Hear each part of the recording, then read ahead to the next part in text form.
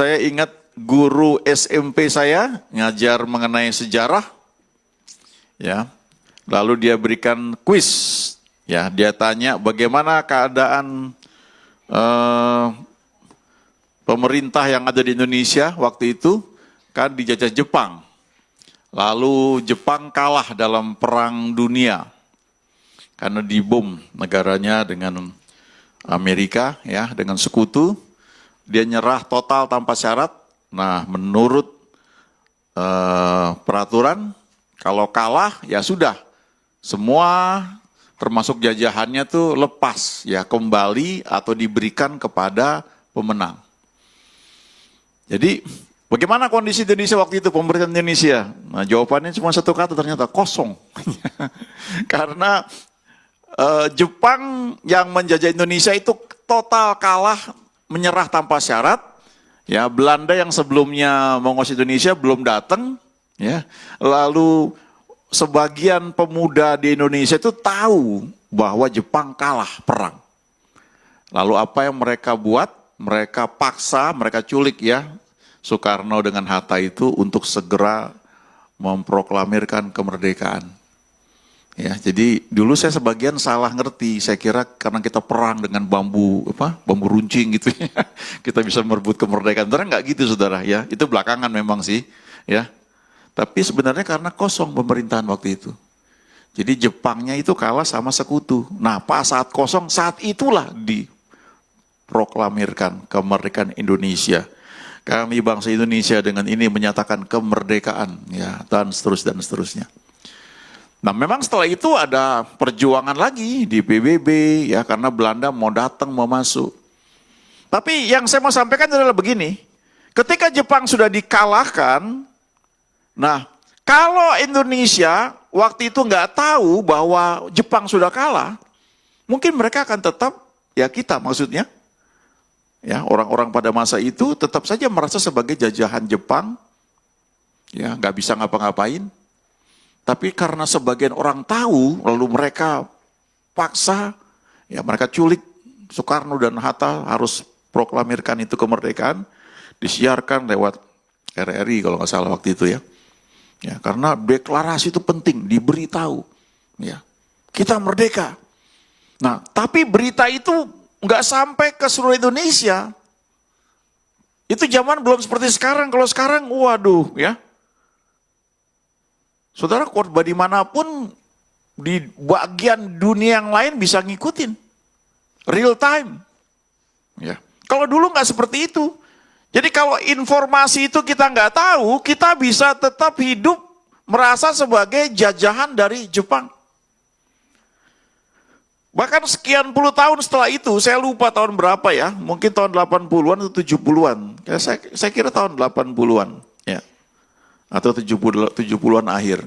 Itu ada tentara Jepang yang ditemukan di daerah, kalau nggak salah, kepulauan Morotai atau apa itu. Di daerah dekat-dekat Maluku, daerah sana. Jadi prajurit ini nggak tahu bahwa sudah selesai perang, bahwa Jepang kalah, nggak tahu. Dia sendirian ditemukan sedang upacara bendera sendirian.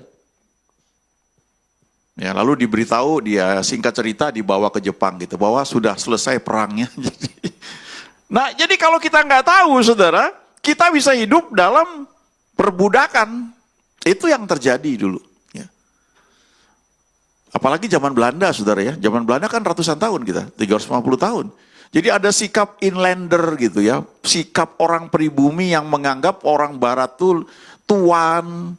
Kita selalu, sampai sekarang masih kebawa sebagian orang, ya. Sekarang sih udah kaum milenial udah banyak beda. Tapi waktu zaman saya kuliah itu namanya senioritas di kampus itu juga, itu peninggalan Belanda sebagian itu, ya. Itu masih kuat waktu itu. Tapi setelah kita tahu, kita ngerti, sudah merdeka, ya, sikap itu berubah. Nah, dalam kerohanian juga begitu, ya. Topik bulan ini mengalami kemerdekaan secara penuh, ya. Experience the fullness of freedom. Ada satu ayat di Galatia 5 ayat 1. Ada seorang hamba Tuhan bagikan pusat dari kitab Galatia apa yang disampaikan oleh Paulus itu ada di ayat ini. Galatia 5 ayat 1. Ya. Berdirilah teguh dan jangan mau lagi dikenakan kuk perhambaan.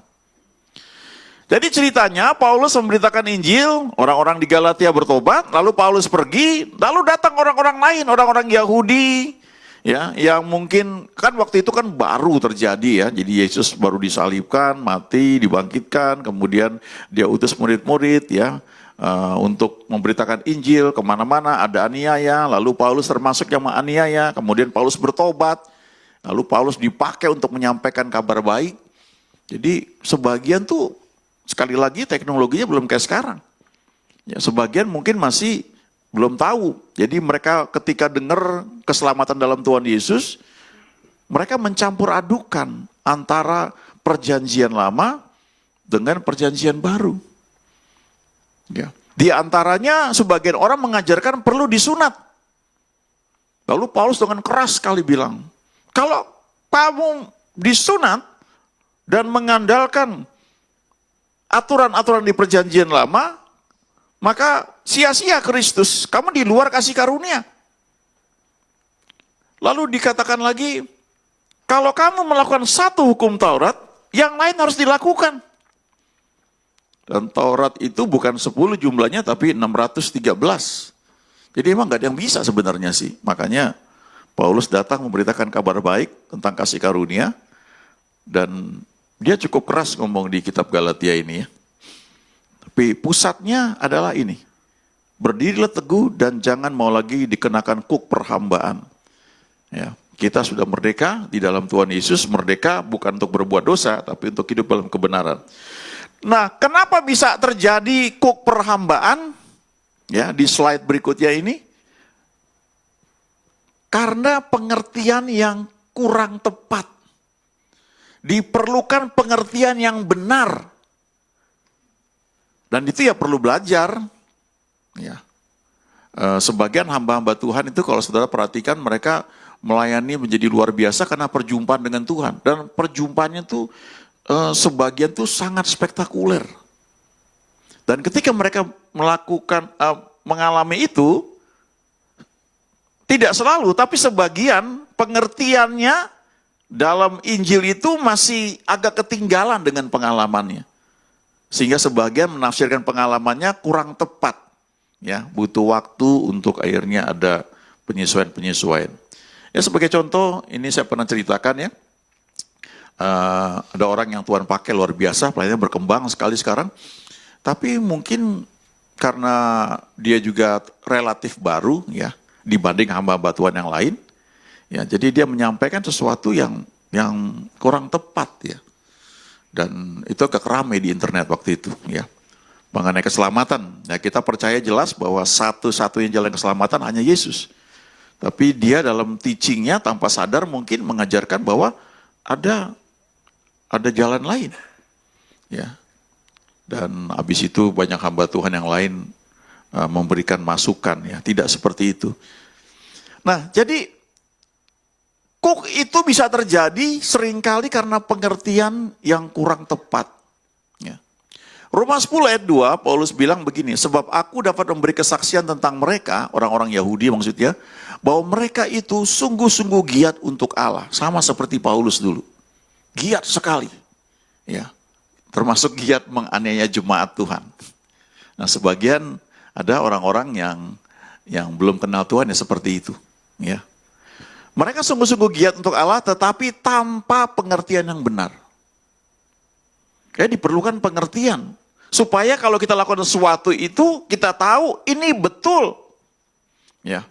Saya sering kutip 1 Korintus 15 ayat 58. Ya. Giatlah dalam pekerjaan Tuhan senantiasa.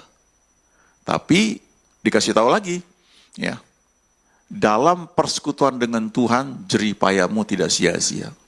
Ada itu, ada kalimat itu, dalam persekutuan dengan Tuhan. Harus ada persekutuan dengan Tuhan. Sehingga apa yang kita lakukan, kita tahu ini firman, ini tuntunan Tuhan. Ya.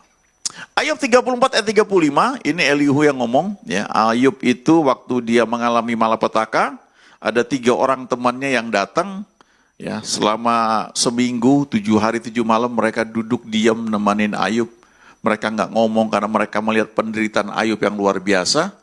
Tapi kemudian mereka mulai ngomong dan ucapannya ya belakangan ditegur oleh Tuhan di pasal-pasal terakhir kitab Ayub. Ya, tapi ada sahabatnya Elihu namanya. Ini yang nggak ditegur oleh Tuhan.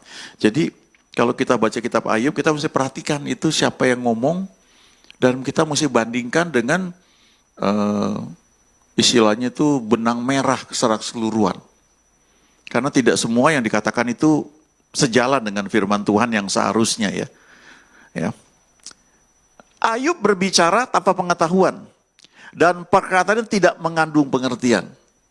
Makanya di pasal-pasal terakhir, pasal 42 dia bilang gini, hanya dari kata orang saja aku mendengar tentang engkau. Ya, tapi sekarang mataku sendiri memandang engkau. Jadi Ayub itu orang yang jujur, baik, setia, luar biasa. Ya. Tapi pengertian dia belum penuh. Sehingga di pasal 42 dia bilang, aku menyesal, aku mencabut perkataanku. Karena perkataan yang dia sampaikan, dia ucapkan itu ternyata ya disampaikan tanpa pengetahuan. Walaupun dia orangnya baik. Ya, dia pengusaha yang setia, dia punya banyak karyawan, pasti dia bayar karyawannya dengan baik. Ada sistem yang bagus, dia bayar pajak, dia takut akan Tuhan, menjauhi kejahatan. Tapi ternyata dia belum kenal Tuhan seperti yang seharusnya, sehingga dia berbicara tanpa pengetahuan. Sama juga dalam doa, kadang-kadang kalau kita nggak hati-hati, kita bisa berdoa melepaskan kata-kata tanpa pengetahuan. Sebagai contoh begini saudara, saya pernah ikut satu acara ya sekian tahun yang lalu dalam acara itu ada pemimpin, leader ya, dia bagikan ya pengalaman dia, tapi itu bukan kebenaran, itu pengalaman dia. Jadi di pelayanan yang sangat besar itu, ada satu orang yang ikut pelayanan itu, dia dulunya orang pemerintah, bekerja di Kementerian Pendidikan, kemudian dia sudah pensiun dan dia membantu pelayanan di situ, sehingga akses dia tuh, dia punya link ke banyak teman-teman di Departemen Pendidikan, sehingga pelayanan itu bisa menikmati hal itu. Nah, satu ketika orang ini sakit, makin parah, dan akhirnya sudah kritis, ya sudah orang-orang doa puasa, ya tidak sembuh juga. Akhirnya pemimpinnya nih, leadernya ini datang, ya, datang dan mereka sudah sepakat mau doa. Nah, waktu mereka sedang berdoa itu, saudara, ini leader tumpang tangan gini, dan dia bilang begini, ya, ini satu pengalaman bukan dijadikan satu doktrin ya, tapi pengalamannya real. Dia bilang ini, Tuhan, apa sih penyebabnya sehingga dia belum sembuh juga gitu, ya, hatinya hancur gitu. Tuhan, apa sih, kalau boleh Tuhan, timpakan saja kepadaku. Itu sebenarnya nggak biblical, saudara. Ya. Tapi dia ingat pengalaman Musa di kitab Keluaran. Waktu itu orang Israel membuat berhala lembu emas, lalu Tuhan marah. Ya, Tuhan bilang sama Musa, lihat itu umatmu. Tuhan bilang, itu bukan umatku, itu umatmu tuh, udah menyimpang dia, udah gak benar ya. Sudah, biar aku musnahkan aja mereka katanya. Aku buat engkau jadi bangsa yang baru. Terus Musa bilang, Tuhan, janganlah Tuhan ya. Kasihanilah, ampunilah mereka. Ya. Atau Tuhan, sekiranya engkau tidak mau mengampuni, hapuskanlah namaku dari kitab yang kau tulis. Nah, itu di Perjanjian Lama dan saudara nggak bisa kutip itu loh. Waktu itu terus Tuhan bilang, enggak, orang yang berdosa itu yang akan kuhapus namanya dari kitab yang kutulis. Ya kalau dikabulkan, ya Musa masuk neraka, saudara, sebenarnya gitu. Ya. Kalau kita nggak bisa buat itu, karena ya siapakah kita bisa begitu layak ya bilang sama Tuhan, ya seperti yang Musa buat. Hanya Tuhan Yesus yang bisa buat itu. Dan dia sudah kerjakan itu. Ya. Jadi ada beberapa teman setelah itu kadang-kadang dalam doa suka meniru doa itu. Tuhan, timpakan aja kesalahannya kepadaku. Ya. Itu satu pengalaman saudara pada momen tertentu dan kita nggak bisa ambil sebagai satu kebenaran karena memang yang memikul dosa kita adalah Tuhan Yesus. Tapi waktu orang ini tumpang tangan, ya, lalu si bapak ini yang dalam keadaan setengah koma atau koma, tiba-tiba menangis, terseduh-seduh, dan terus dia pegang tangan pemimpinnya ini, nangis-nangis dan sembuh. Belakangan dia cerita. Jadi waktu leadernya tumpang tangan begitu dan ngomong, timpakanlah Tuhan kesalahannya dia kepada aku, biar dia sembuh. Itu yang dia lihat tuh Tuhan Yesus, yang sedang tumpang tangan, terus meminta. Sepertinya kan saudara tahu ya, di kitab Ibrani Tuhan Yesus kan sebagai pendoa syafaat ya. Dia bilang begini, Bapa, bukankah aku sudah membayar semuanya di kayu salib 2000 tahun yang lalu. Jadi waktu hamba Tuhan ini ngomong kayak begitu, itu sebenarnya ekspresi Tuhan Yesus yang ada dalam hati dia. Saudara nggak bisa niru itu sembarangan. Tapi itu mujizat terjadi. Dan dia juga nggak ngulang lagi, setiap ada orang sakit dia doain kayak gitu. Nggak begitu. Ya. Nah jadi yang saya mau bilang adalah, kadang-kadang kita nggak mengerti, kita terjebak dalam satu cara berpikir, itu menyebabkan ada kok di pikiran kita. Kalau nggak bayar persepuluhan, dosa. Kalau nggak memberi persembahan, nanti Tuhan marah. Gak ada saudara ayatnya itu. Ya. Jangan mau dikenakan kuk perhambaan. Kalau Paulus tuh negur itu masalah sunat. Ya. Sunat itu, kalau kita sunat hati, bukan sunat secara fisik lagi. Tentu boleh kalau ada yang mau disunat karena alasan kesehatan. Ya, bukan karena supaya kita benar. Jadi bukan Yesus plus gitu, enggak begitu. Paulus bilang kamu diselamatkan karena percaya pada Yesus. Ini Amsal 19 ayat 2 ya. Kerajinan tanpa pengetahuan juga tidak baik. Orang yang tergesa-gesa akan salah melangkah. Jadi supaya kita bisa mengalami kemerdekaan secara penuh, pengertian kita itu perlu dibenahi senantiasa, berubah cara berpikir. Nah jangan salah ya, kalau dibilang kuk perhambaan itu bukan selalu artinya sesuatu yang kita alami dan nggak pernah lepas ya. Jadi kalau orang sedang mengalami masalah ya, bisa saja masalahnya belum selesai, tapi dalam pikiran dia itu kemerdekaan penuh dia miliki. Tidak dikenakan kuk perhambaan. Ya. Karena itu bekerjanya di pikiran saudara. Ya. Kalau orang, dulu saya pernah di pelayanan yang sangat luar biasa saudara. Ya. Dan memang ya jangan lupa ya. Kadang-kadang dulu kami nggak sadar. Kan di Bandung ya, kota kecil, kemana-mana gampang naik motor. Lalu kami kuliah gitu. Kuliah kan semua orang tua supply. Ya, kita bisa kemana aja gitu. Tapi begitu kita mulai kerja, waduh tuntutannya beda. Saudara nggak bisa main-main, apalagi saudara ke Jakarta. Jadi sebagian teman itu cenderung istilahnya masuk ke jalur lambat. Karena tekanan pekerjaan. Nah itu tertuduh. Merasa nggak layak. Ya, jadi aduh akhirnya kadang-kadang yang nggak tahannya pindah gereja. Karena nggak bisa lagi memenuhi standar yang dulu mereka biasa miliki. Nah itu tanpa sadar sebenarnya mengenakan kuk perhambaan. Tentu kalau saudara punya posisi dalam pelayanan ya ada tanggung jawab, itu hal yang beda ya. Tapi yang saya mau bilang adalah jangan sampai kita tertuduh itu kuk perhambaan yang membuat kita itu tidak merdeka. Bukan berarti masalah sudah selesai, enggak juga. Saya pernah cerita ada hamba Tuhan yang dia ada kanker ya di kupingnya. Dan dia pengakuan iman oleh Bill Yesus, saya sudah sembuh ya. Dan itu bukan hal yang mudah karena 6 tahun dia pengakuan itu. Ketika orang bilang, Pak dia operasi aja, oleh Bill Yesus saya sudah sembuh. Ya, walaupun dia akui kadang-kadang ketika dia nginep di rumah orang, itu darahnya netes ke bantal, bukan hal yang enak. Tapi di sebagian waktunya, dia lepas dari cara berpikir yang membuat kuk dalam pikirannya itu. Dia tahu dia sudah ditebus, dia orang benar, ya. dan penyakit sudah dibayar oleh Yesus 2000 tahun yang lalu.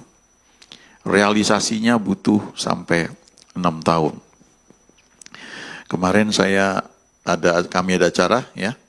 Lalu ada seorang yang bagikan, seorang gembala gereja di Jakarta, bagaimana ketika dia mulai pelayanan, ya, dia merintis, ya beda ya. Kalau di Lewi ini kita sentral, ya ada sistem yang mengatur, jadi kita yang melayani di cabang relatif lebih mudah. Ya.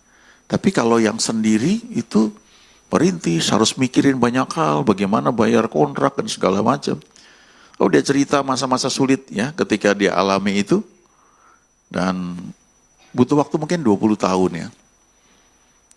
Akhirnya dia mengalami mujizat ya, ketika dia harus berpikir membeli satu tempat yang sekarang dipakai buat pelayanan.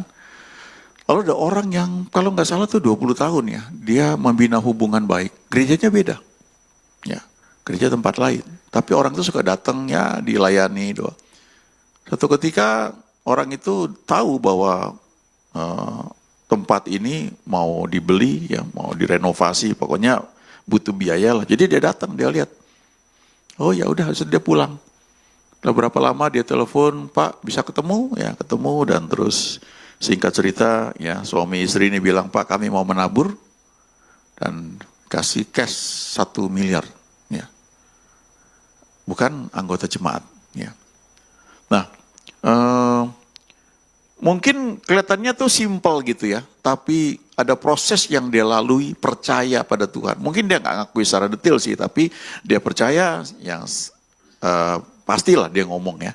Jehovah Jireh itu akan menyediakan, dia doa, dia puasa, dan tanpa sadar butuh waktu lama. Dan pada saat yang tepat, tiba-tiba itu terjadi, ya sekejap kayak Tuhan membalik tangan begitu. Ya. Butuh waktu saudara, ya kadang-kadang dari apa yang kita percayai, kita ucapkan tuh sampai terwujud, terrealisasi. Nah masalahnya sejauh mana ya kita mau percaya. Di slide berikutnya, ya Yohanes 8 ayat 31 sampai dengan 32, ya. Oh sorry yang tadi ya sebelumnya. Ini. Ya, Galatia 5 ayat 1, ini ayat lengkapnya saudara. Supaya kita sungguh-sungguh merdeka, ya, real freedom.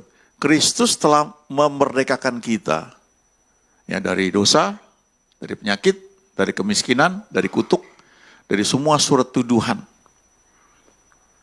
Karena itu berdirilah teguh dan jangan mau lagi dikenakan kuk perhambaan. Ya. Tentu hidup benar tetap harus ada saudara. Ya, jangan dicampur adukan ya. Ada satu kalimat yang bagus ya, yang ini sering digunakan dalam berbagai bentuk ya. Scripture atau the Bible is for us but not to us. Kita perlu ingat ini. Alkitab itu, ayat-ayat dalam firman Tuhan itu bagi kita, bermanfaat buat kita. Tapi itu bukan surat langsung diperintahkan kepada kita. Makanya nggak bisa kutip sembarangan. Contohnya Perjanjian Lama itu untuk orang-orang Yahudi, tapi banyak kebenaran di situ yang bisa kita pakai. Karena waktu kita terima Tuhan Yesus ada Roh Kudus. Roh Kudus ini akan mengajar kita ayat-ayat mana di Perjanjian Lama yang applicable buat kita. Tapi kita nggak bisa copot sembarangan. Saya sering kutip ya salah satu misalnya makanan. Kalau saudara pergi ke Israel, di hotel-hotel tertentu itu ketat. Ya, saudara nggak boleh bawa makanan yang bagi mereka itu haram. Ya, sampai sekarang. Tapi kita kan tidak terapkan itu. Karena kita percaya semua dikuduskan oleh firman dan oleh oleh doa. Jadi Alkitab itu for us bahasa Inggrisnya bagi kita, tapi not to us, bukan langsung kepada kita.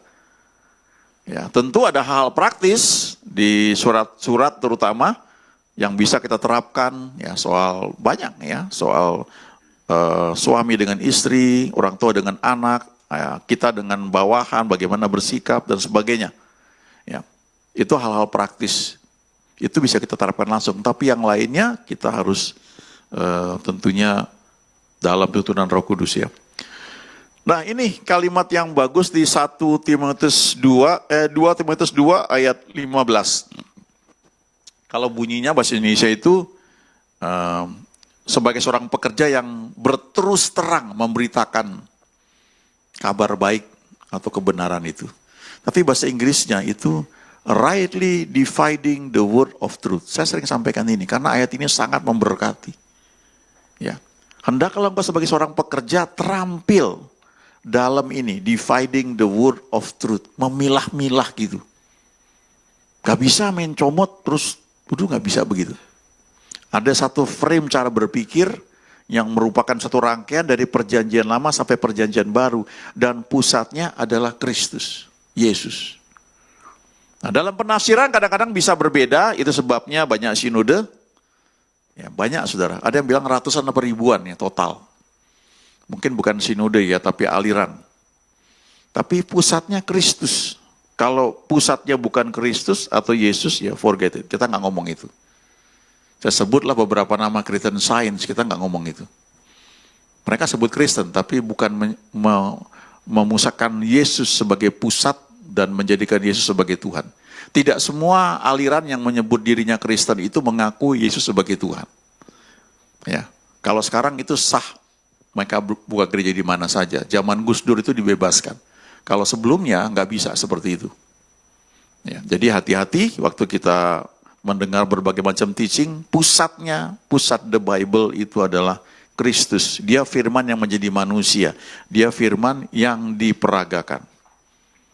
Ya. Lalu slide berikutnya, ini yang Yohanes 8 ayat 31-32.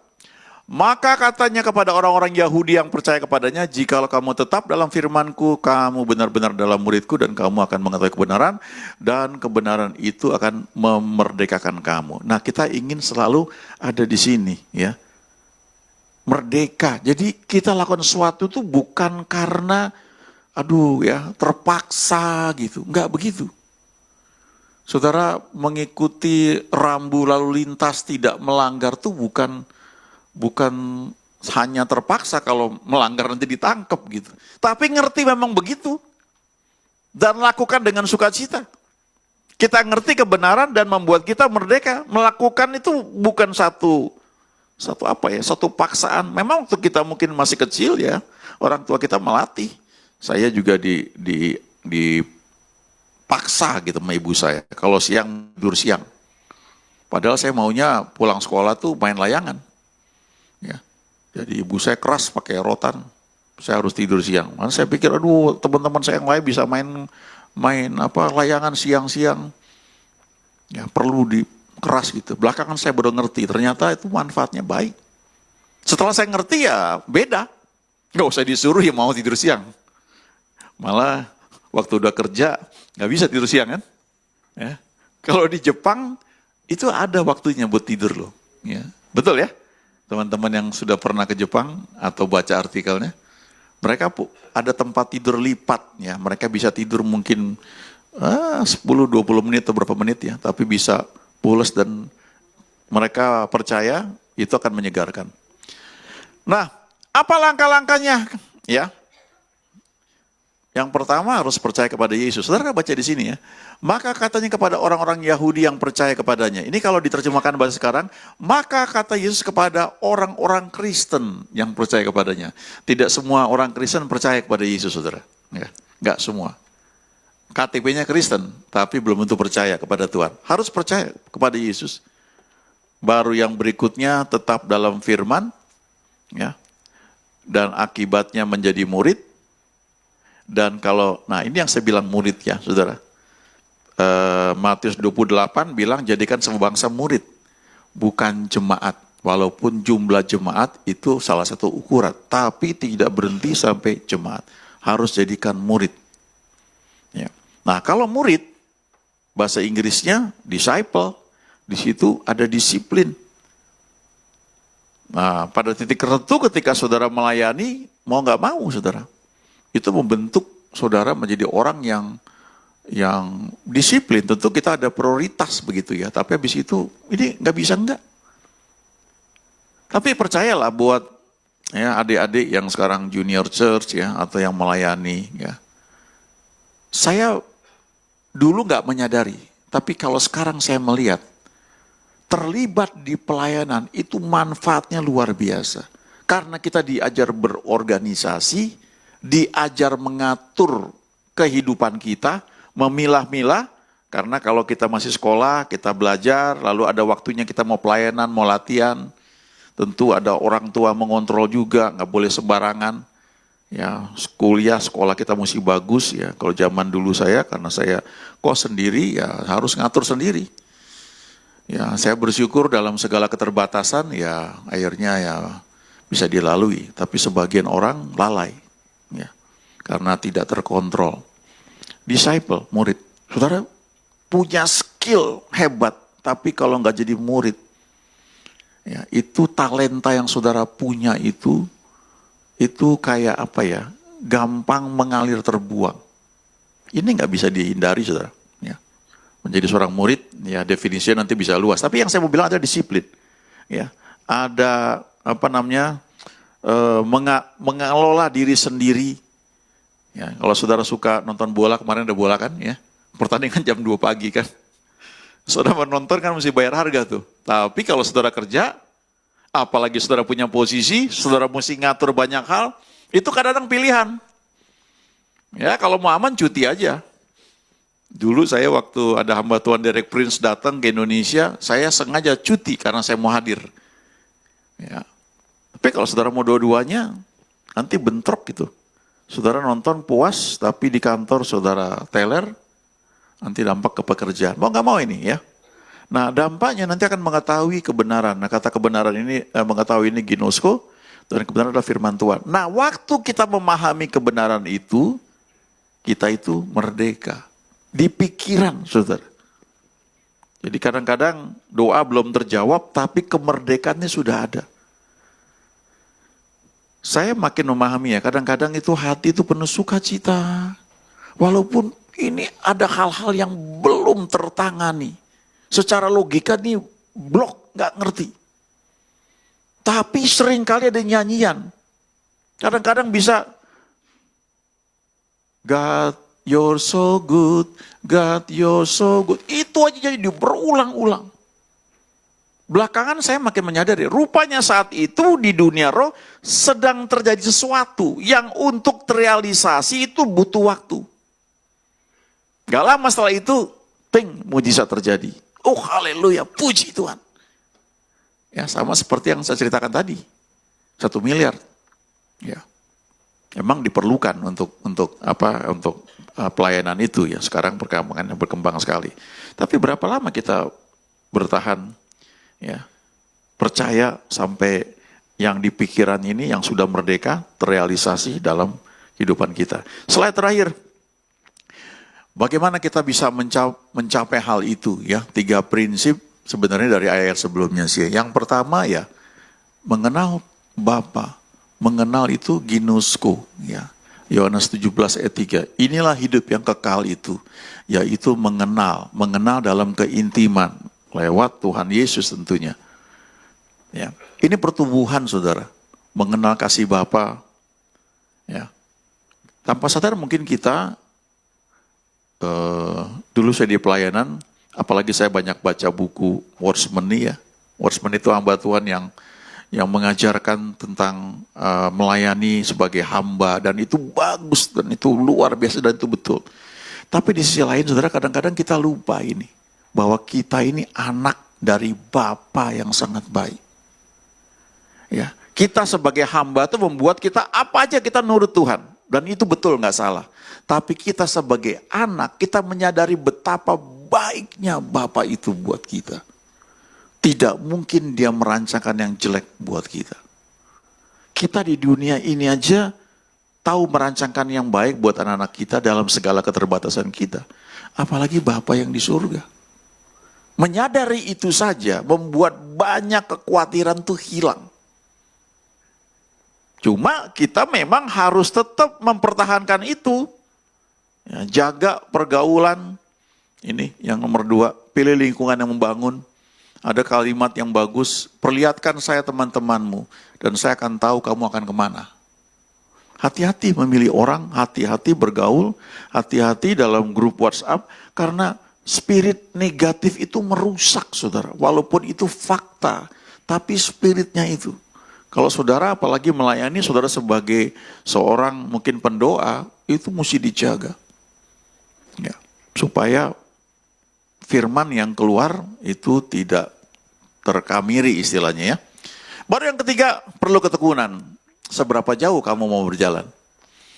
Nah, orang yang saya cerita tadi, saudara, setelah 20 tahun dia dapat itu dan bisa beli tempat pelayanan.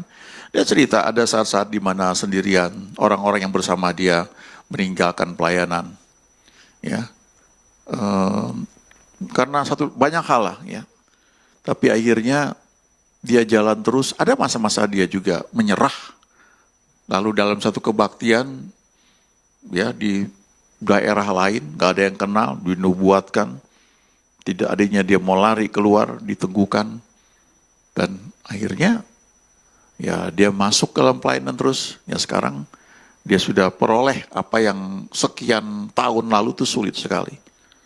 Ya, seberapa jauh kita mau berjalan? Ya. Ada 10 orang kusta, bareng-bareng ketemu Yesus dari jauh, tapi ada juga 1 orang kusta sendirian. Nah, kalau saudara tinggal sendiri gimana? Daud tuh tinggal sendiri waktu di Ziklag, karena pengikutnya ngancam mau membunuh dia. Ya, kemudian ada Bartimeus ketika disuruh diam, dia orang buta.